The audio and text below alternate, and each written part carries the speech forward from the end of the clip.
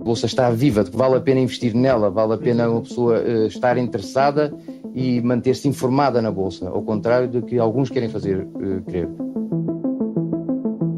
Estamos a ouvir Pedro Caldeira.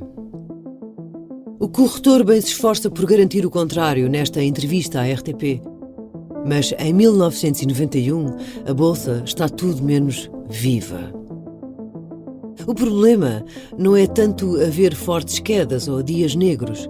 Esses, por vezes, até são vistos como boas oportunidades para investir. O problema é bem pior. É o desinteresse.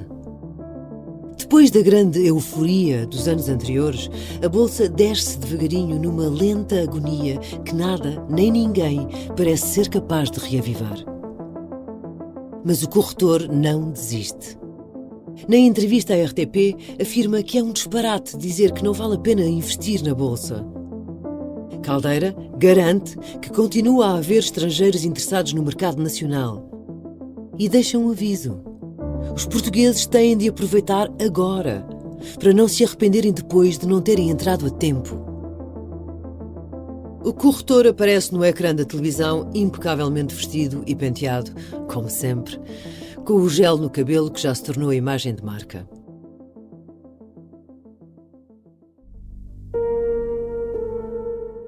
Menos de 2 anos depois, dará outra entrevista em circunstâncias muito diferentes da primeira.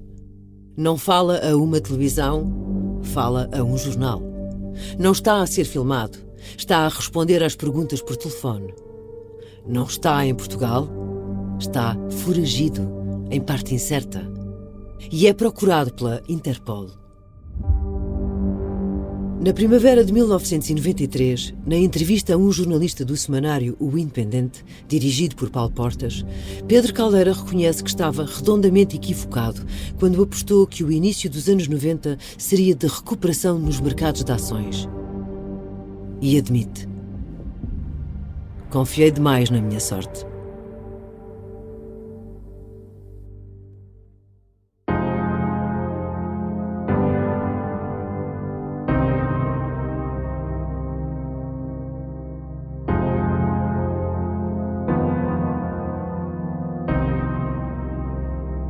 Excesso de confiança.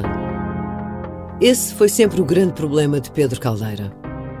Nos 2 anos antes da fuga que chocou o país, Caldeira vai apostar todas as fichas numa estratégia perigosa. Quando a Bolsa não recupera tão depressa como o corretor precisava, arranja um atalho. Para conseguir os milhões necessários para pagar a gigantesca dívida ao banco, começa a pedir dinheiro a amigos e conhecidos em troca de juros altíssimos. Se as coisas corressem bem, todos sairiam a ganhar. Mas havia um senão. Os riscos eram enormes. Ao mesmo tempo que fazia isto, surgiu-lhe uma outra oportunidade. Um negócio tão lucrativo que o poderia salvar de uma vez por todas. Esteve quase.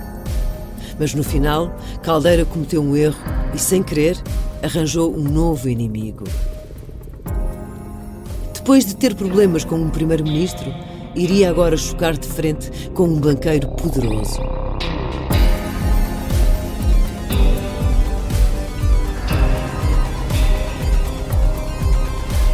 Este é O Encantador de Ricos, uma série para ouvir em 6 episódios que faz parte dos Podcast Plus do Observador.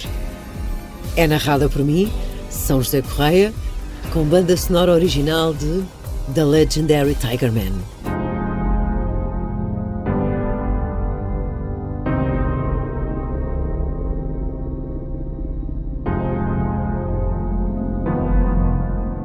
Episódio 3. A festa não pode parar. Esta é uma história real e é o conhecimento da história que guia a Onda em direção a um futuro melhor. Nesta viagem, os Podcast Plus do Observador têm o apoio da Onda Automóveis. Vamos continuar este percurso juntos, porque a Onda tem muito para contar, mas também tem muita vontade de ouvir.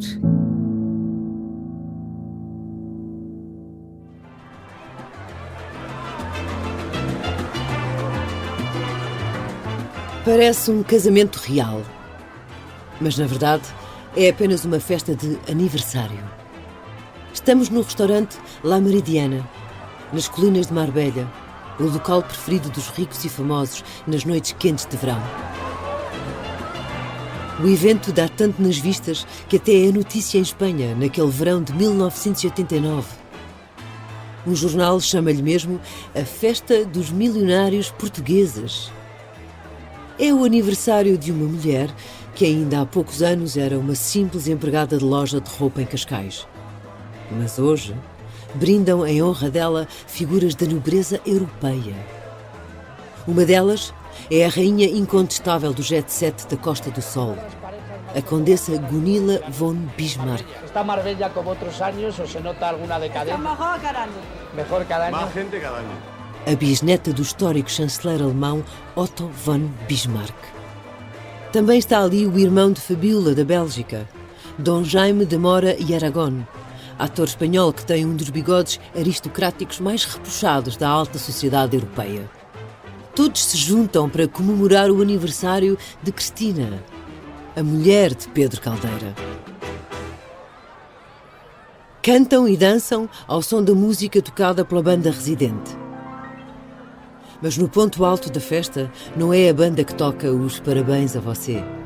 É outro convidado importante nesta história. Rui Guedes, pai da versão portuguesa do Topo Gigio, o ratinho que mandava os miúdos para a cama com um sorriso através da televisão.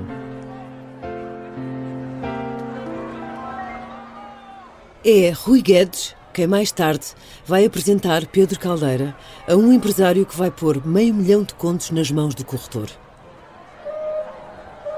E que vai perder tudo. Por esta altura, Caldeira continua em dificuldades. Tem a enorme dívida ao Sotomayor, esteve suspenso por 6 meses e o negócio da corretagem não é tão lucrativo como era. Mas as festas não param. Em Marbella e em Cascais, o casal gasta fortunas em eventos nas próprias casas e em hotéis.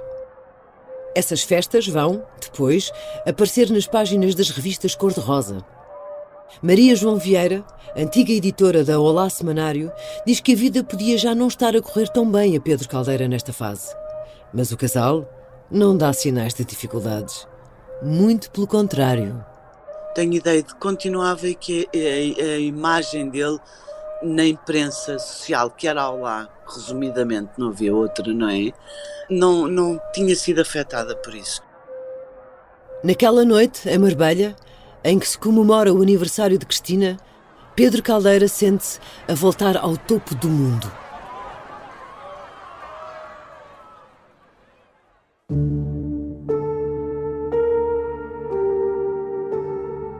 Dois anos depois, quando dá a entrevista à RTP, Pedro Caldeira já é um homem muito pressionado. Embora faça tudo para evitar que isso transpareça publicamente. A Bolsa nunca mais recuperou o movimento que tinha antes de Cavaco Silva falar em gato por lebre e da Segunda-feira Negra de outubro de 1987. Para um corretor, esse marasmo significa cada vez menos receitas numa morte lenta. A economia portuguesa até segue a bom ritmo, mas o contexto nos mercados globais não ajuda, recorda o professor universitário Nuno Valério. A Bolsa andou assim um bocadinho dividida entre o impulso que lhe era dado pelo bom desempenho económico do país e as restrições que lhe eram colocadas pelo facto de a conjuntura internacional não ser tão brilhante quanto, sei lá, tinha sido no princípio dos anos 70 ou corresponderia ao dinamismo que existia na altura em Portugal. Depois da suspensão, Caldeira ainda consegue recuperar boa parte dos clientes. Mas agora há mais concorrência e menos procura. É preciso repensar o negócio. Vende o escritório na Baixa e também prescinde de outros espaços que tinha comprado ou arrendado na Avenida da Liberdade e noutras zonas de Lisboa. Tudo é concentrado num escritório arrendado nas Amoreiras, que nesta fase se afirma como o coração dos negócios em Lisboa.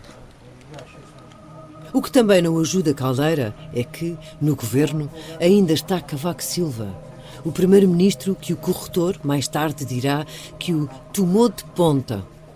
Um sentimento, de resto, recíproco. Muitos anos depois, Caldeira ainda lembraria uma frase de Cavaco Silva quando os jornalistas lhe perguntaram o que pensava da suspensão do corretor. Se o auditor achou por bem tomar essa medida, que não lhe doam as mãos.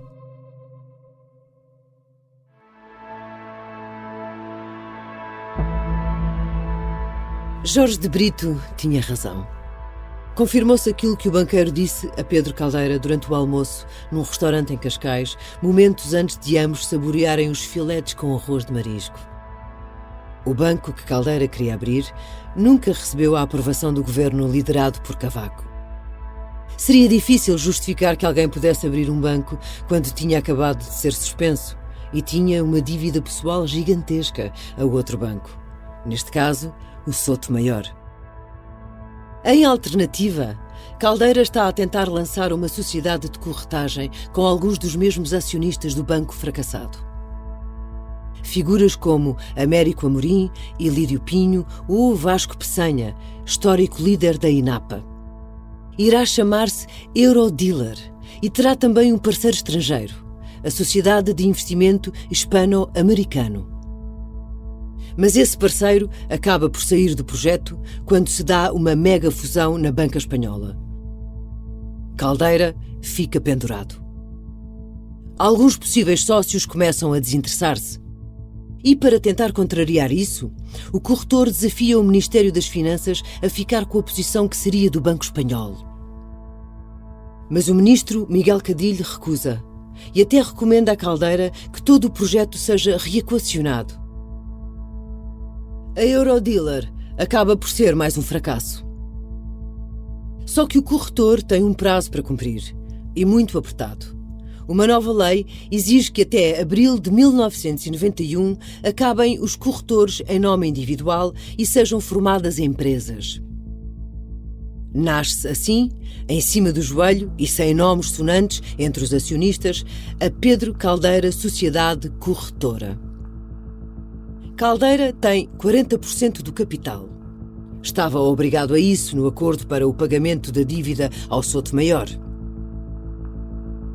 O segundo maior acionista, com 25%, é Henrique Linhares de Andrade. É um amigo de infância que conheceu assim que veio de África e a família se instalou na linha de Cascais. Um dos advogados que ajudaram Caldeira no conflito com o Sotomayor, Nandim de Carvalho, fica como presidente da mesa da Assembleia Geral e com 10% da empresa. E é nesta fase que entra em cena outra figura que acabará por ser crucial para a história do encantador de ricos. Alguém que Caldeira vai conhecer, claro, numa festa.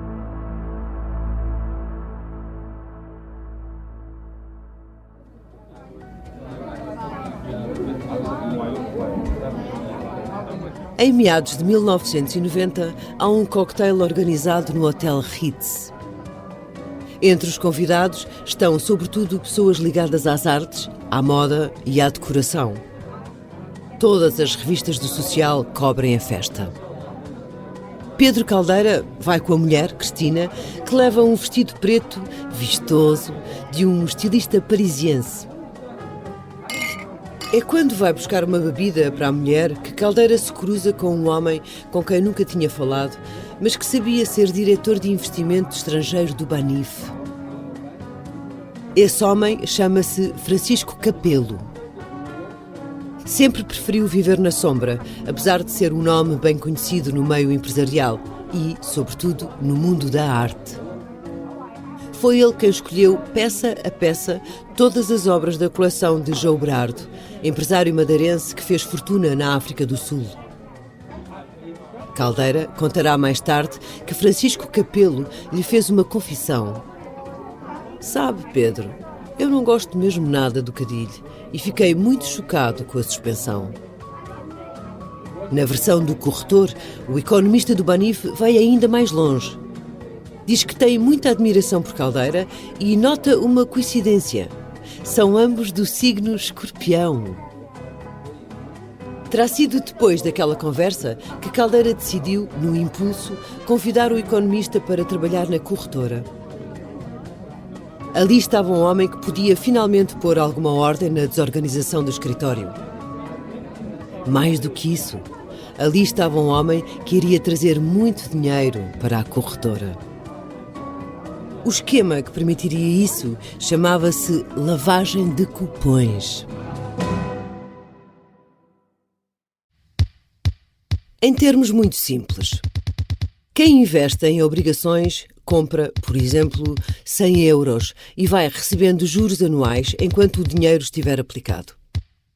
Esse juro é chamado de cupão, porque, nos primórdios da Bolsa, eram de facto cupõezinhos que se cortavam à tesoura e eram entregues em troca do dinheiro.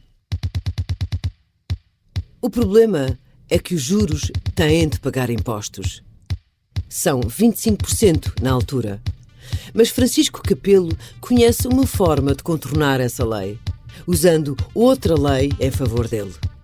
Aquela que diz que as fundações estão isentas desse imposto. Eram fundações que tinham o privilégio de não pagar determinado imposto sobre os juros. Maria Cândida Rocha e Silva, atual presidente do Banco Carregosa e a primeira mulher a trabalhar como corretora em Portugal. O que é que acontecia? Aparentemente não havia legalidade nenhuma. Eu tinha os meus títulos, se tivesse quantidades suficientes que justificasse, eu vendia à Fundação, a Fundação apresentava os cupons à cobrança, não deduzia o imposto e tornava-me a vender os títulos. Se isto é ilegal, eu penso que não. Não sei se seria imoral, pelo menos amoral era de certeza. E tudo quanto seja fuga ao fisco é crime, não é? Nunca tive clientes desse tipo.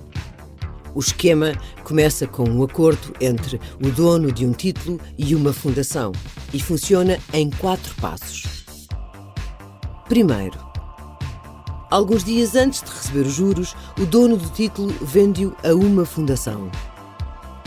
Depois, a fundação recebe os juros e, como está isenta, não paga impostos. A seguir, o título faz o caminho inverso. É vendido pela fundação ao dono original. No final, as duas partes dividem o dinheiro dos impostos que ficaram por pagar. Mas, para executar esta estratégia, falta um terceiro elemento. Uma corretora que aceite intermediar aquelas vendas fictícias. Se a corretora estava mesmo ali, a fundação não estava muito longe. Francisco Capelo, já nesta altura, é muito próximo de João Berardo, dono de uma fundação. O esquema, que só mais tarde vai ser revelado pelos jornais, fica conhecido como a lavagem de cupons. Chamam-lhe lavandaria self-service e até alguns bancos públicos recorrem a ela. Na altura isto foi mais um episódio de mercado que fez muito furor, como imagina, não é?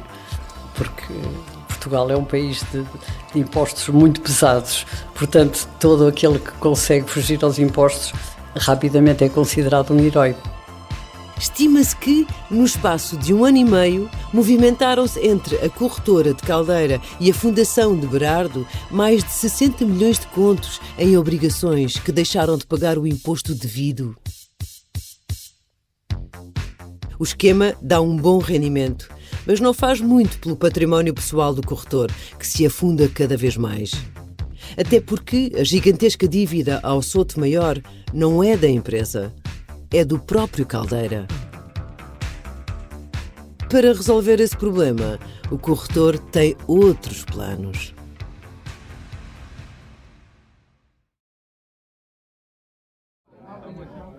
Pedro Caldeira está à procura de pessoas com muito dinheiro. Podem ser empresários, médicos ou arquitetos. Pode ser um general das Forças Armadas. Ou podem ser celebridades. O futebolista Carlos Xavier, por exemplo, é um dos que se sentam com Pedro Caldeira. Depois de se transferir do Sporting para o clube espanhol Real Sociedad, tem vários milhares de contos disponíveis. Aliás, é isso que une todas estas pessoas: ter muito dinheiro pronto a investir. Um dos melhores sítios para descobrir essas pessoas é em festas e eventos sociais. E é num jantar, no Hotel da Lapa, em Lisboa, que o corretor se cruza com alguém que um tribunal descreverá mais tarde como senhor de uma considerável fortuna. Ficam sentados na mesma mesa, por acaso, e é Pedro Caldeira quem mete conversa. Percebem que têm os dois escritório no mesmo edifício das Amoreiras, mas o que mais os aproxima naquela noite não é o dinheiro, é a televisão. Caldeira vê todos os programas que consegue.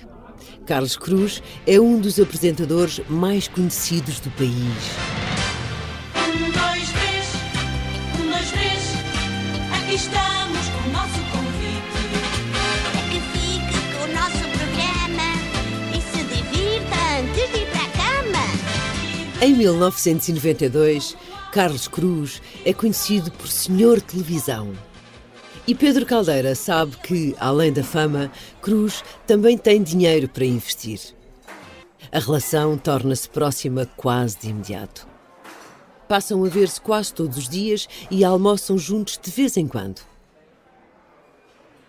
É num desses almoços que o corretor faz uma proposta. Ó Carlos, queres investir algum dinheiro que eu dou-te 10% de rendimento? Carlos Cruz não percebe bem. 10% ao ano? Não, diz-lhe Caldeira, ao mês. Pelo menos desde 1988, Caldeira recebia dinheiro de vários clientes particulares que investia, em nome próprio, na Bolsa. Em troca, prometia lucros fantásticos e investimentos em grandes oportunidades. Na cabeça do corretor, todos ganhavam. Os investidores tinham um retorno impossível de conseguir em qualquer outro negócio na Bolsa. Caldeira contava ter lucros tão altos que ainda sobraria dinheiro para pagar a dívida pessoal ao Sotomayor. Carlos Cruz aceita a proposta e começa a entregar-lhe dinheiro. No início, tudo corre bem. Mas, muito em breve, Caldeira já estará desesperado.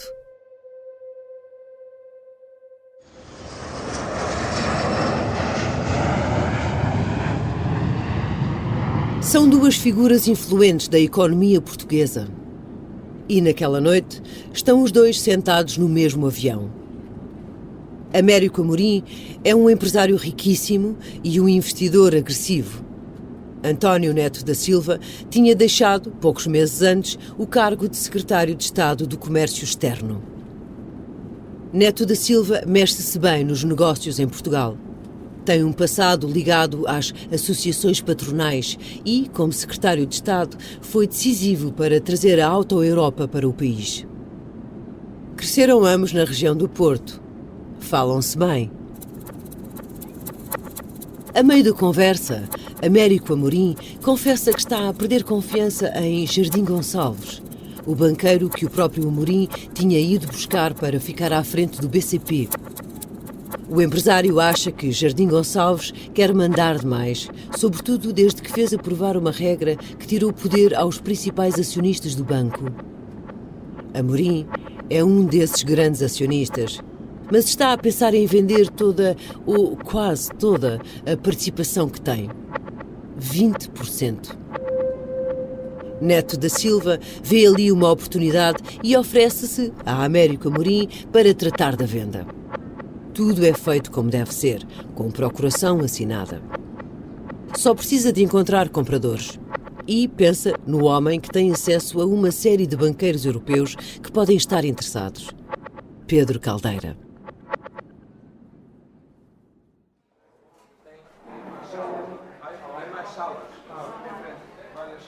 Pouco depois, Caldeira é convidado para almoçar com Neto da Silva, no famoso restaurante Gambrinus, na Baixa de Lisboa.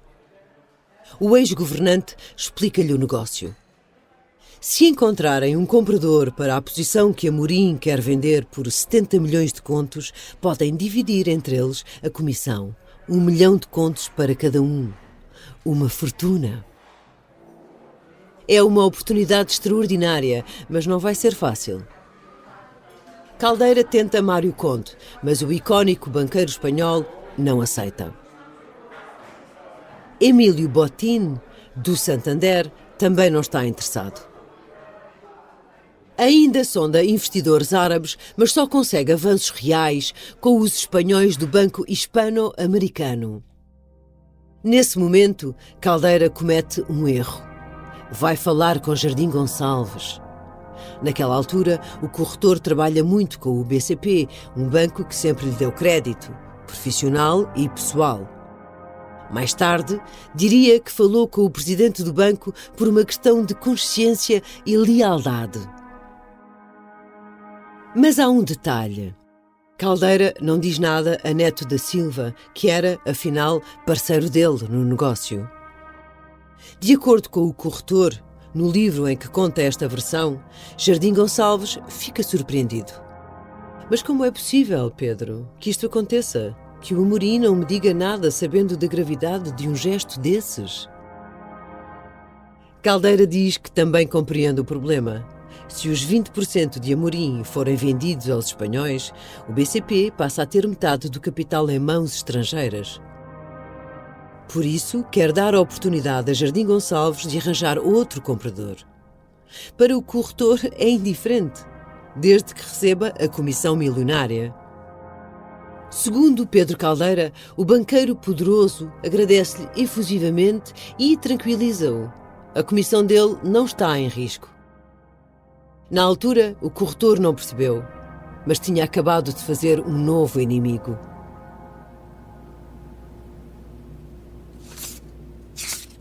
31 anos depois, em julho de 2023, Jardim Gonçalves está sentado no escritório que tem nas Amoreiras.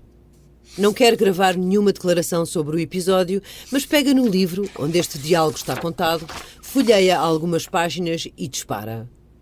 É tudo mentira. Aliás, Jardim Gonçalves garante que nunca teve quaisquer reuniões com Caldeira e que os contactos entre ambos nunca passaram da mais absoluta superficialidade. Fora de questão que algum dia o tenha tratado simplesmente por Pedro. De acordo com a justiça portuguesa, no processo em tribunal que mais tarde vai ser lançado contra Pedro Caldeira, essa reunião aconteceu mesmo. E outras fontes com conhecimento da operação também dizem que a reunião não só aconteceu, como acrescentam que esse foi o grande erro de Pedro Caldeira. A tese do próprio corretor é que, a partir dessa reunião, o BCP nunca mais o tratou da mesma forma. O tribunal daria como provado que o banco começou a fazer exigências inesperadas e impossíveis de cumprir. Até lhe cortou o limite de crédito de 400 mil contos que lá tinha há vários anos. No final, nem Caldeira, nem Neto da Silva. Não há comissões porque não há intermediários. Quem vende a posição de Amorim no BCP é Jardim Gonçalves.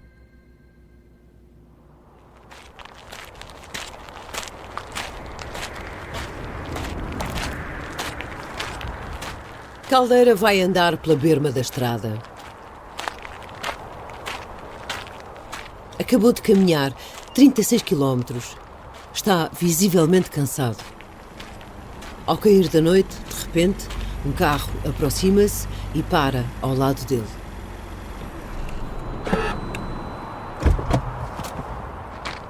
O condutor sai do BMW e abre-lhe a porta de trás.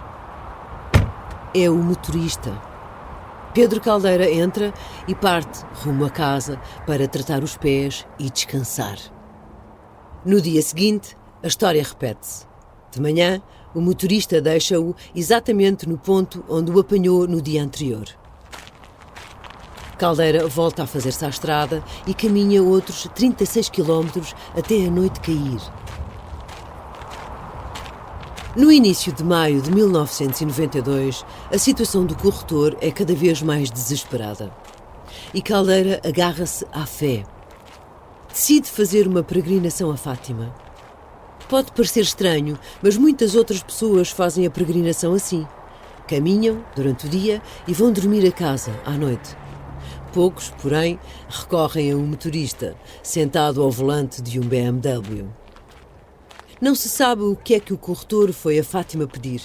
O que se sabe é que, nesta mesma altura, o encantador de ricos terá pedido dinheiro emprestado a Américo Amorim.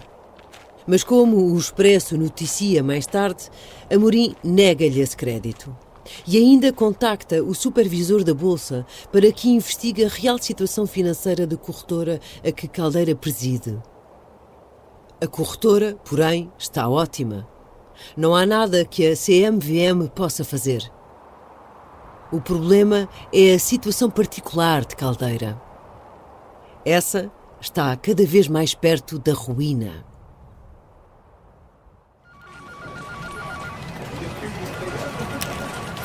Carlos Cruz fica encantado desde o primeiro momento. Caldeira até o convida para ir conhecer o escritório dele. Mas o que mais impressiona o apresentador é a desorganização. O caos não acontecia apenas nos tempos loucos de 1973 e de 1987 na Bolsa. Era mesmo assim que Caldeira trabalhava, com ações amontoadas um pouco por todo o lado. Carlos Cruz chega a perguntar a Caldeira como é que ele consegue trabalhar no meio de toda aquela confusão. Mas o corretor tranquiliza-o. Tem calma que eu sei onde está tudo. O apresentador acredita, até porque, até agora, tudo está a correr bem. Em novembro de 1991, tinha entregado ao corretor 30 mil contos com a promessa de ganhar 10% de juros. Caldeira cumpriu o acordo e, 3 meses depois, Cruz recebeu o dinheiro de volta. Por isso, em março de 1992, o apresentador faz uma nova entrega de 30 mil contos. Um dia, quando nos aproximamos do verão, Pedro Caldeira contacta-o para lhe falar de uma operação que está iminente e aconselha Carlos Cruz a investir mais, se puder. Seria a venda das ações de Américo Amorim no BCP. O apresentador aceita a sugestão e entrega mais 10 mil contos. Cruz é, nesta altura, uma das figuras mais mediáticas e influentes do país e vai continuar a sê-lo até à explosão do caso Casa Pia. Processo em que foi condenado e cumpriu pena de prisão, mas no qual continua a afirmar-se inocente. O mundo onde se move não é o mundo financeiro, é o mundo da televisão. Talvez por isso não tenha estranhado assim tanto quando, pela primeira vez, um cheque se atrasou e Caldeira não lhe ligou a avisar. O telefonema acabaria por chegar mais tarde, mas foi diferente dos anteriores. Carlos Cruz conta que estava a trabalhar no estúdio do Teatro Vasco Santana, na Feira Popular, quando Caldeira lhe pediu para se encontrarem. Queria pagar-lhe pessoalmente o que devia. Sentaram-se os dois a uma mesa, cada um com o seu copo de whisky. O corretor assinou o cheque mesmo à frente de Carlos Cruz. Olhando agora para trás, o apresentador admite que havia ali qualquer coisa estranha. Fazia pouco sentido que Caldeira fosse de propósito à antiga Feira Popular encontrar-se com o apresentador da televisão. Só se fosse pelo facto de saber que estava atrasado e que Carlos Cruz iria de férias dali a alguns dias. Mas não era normal. Cruz sente que alguma coisa mudou. Havia uma atmosfera estranha. Caldeira estava nervoso, agitado. Em tribunal, Carlos Cruz irá dizer que nunca pôs a hipótese de o corretor o ter querido enganar. Isso não faz o tipo dele.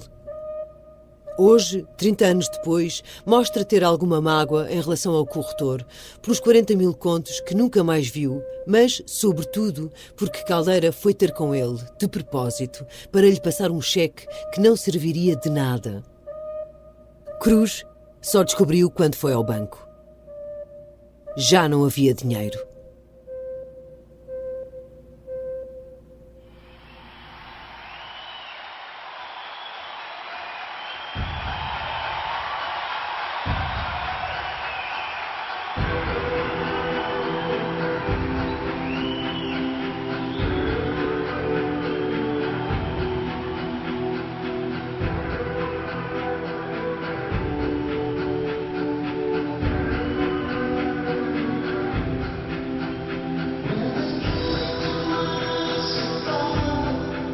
22 de julho de 1992. Naquela quarta-feira à noite, os Genesis, liderados por Phil Collins, dão um mega concerto em Lisboa e enchem o estádio de Alvalade. Pedro Caldeira não falta. Por coincidência, Maria João Vieira, jornalista da revista Olá Semanário, está sentada a poucos metros do corretor. Mas não imagina a pressão que já está em cima dele naquele momento. Lembro-me perfeitamente de o ter visto no concerto do Phil Collins e de o ter cumprimentado. Portanto, estivemos ali ao lado um do outro e não notei nada de tal maneira que no dia a seguir fiquei tão surpreendida, sabe? Porque as notícias fiquei muito espantada, não encontro outra palavra.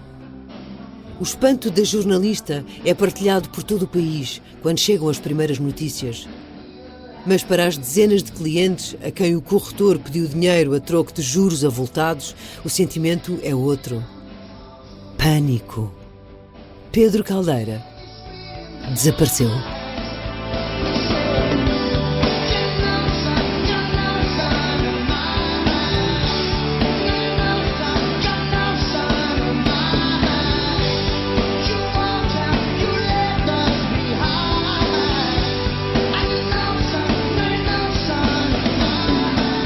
Mas essa é uma história para o próximo episódio.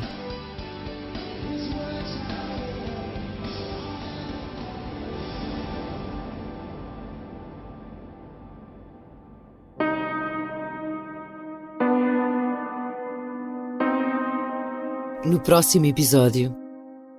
Não era bem o casino de Estoril, mas quase, não é? E as pessoas iam para lá jogar a dinheiro. Eu vi lá uma roleta. E era aí que ele angariava a clientela. O seu risco é o risco de eu falir, pessoalmente. Naquela altura, ninguém acreditava que o Pedro Caldeira pudesse falir. Todos estavam em choque. Foi quase como uma bomba, não é? O Encantador de Ricos é uma série em 6 episódios e faz parte dos Podcast Plus do Observador. É narrada por mim, São José Correia, e tem banda sonora original de The Legendary Tigerman. O guião e as entrevistas são de Edgar Caetano. A edição é de João Santos Duarte. A sonoplastia é de Artur Costa. A coordenação é de Miguel Pinheiro, Filomena Martins, Pedro Jorge Castro, Ricardo Conceição e Sara Antunes de Oliveira. Neste episódio, ouvimos sons do arquivo da RTP e ainda sons retirados do YouTube. Podcast Plus do Observador. É mais do que um podcast. Os Podcast Plus do Observador têm o apoio da Onda Automóveis.